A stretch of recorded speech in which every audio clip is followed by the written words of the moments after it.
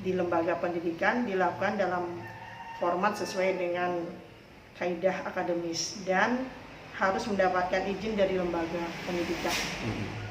Aturan dalam melakukan kampanye sedikit berbeda dalam pemilu 2024.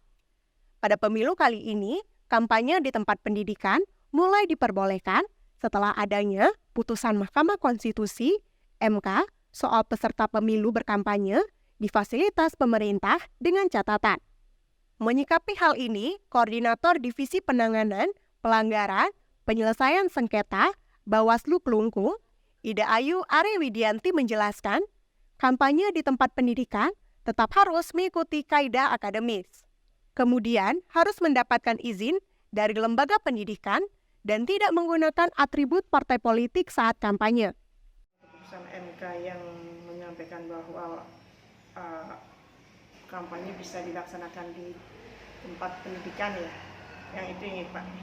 Terkait dengan hal tersebut, ada arahan dari Bawaslu RI bahwa Bawaslu mendorong kampanye di lembaga pendidikan dilakukan dalam format sesuai dengan kaidah akademis dan harus mendapatkan izin dari lembaga pendidikan dan tidak menggunakan atribut saat kampanye itu tidak menggunakan atribut partai politik. Itu yang disampaikan oleh Bawaslu.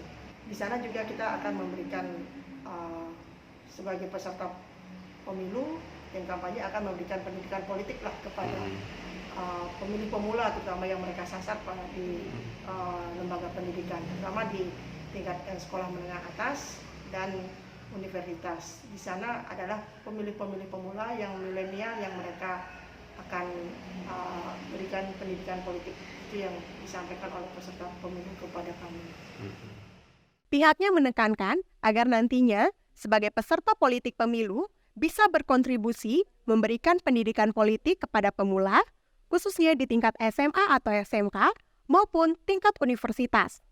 Di sana sangat potensial dari kalangan generasi milenial untuk mendapatkan pendidikan politik guna meningkatkan partisipasi pemilih dalam pemilu 2024 nanti.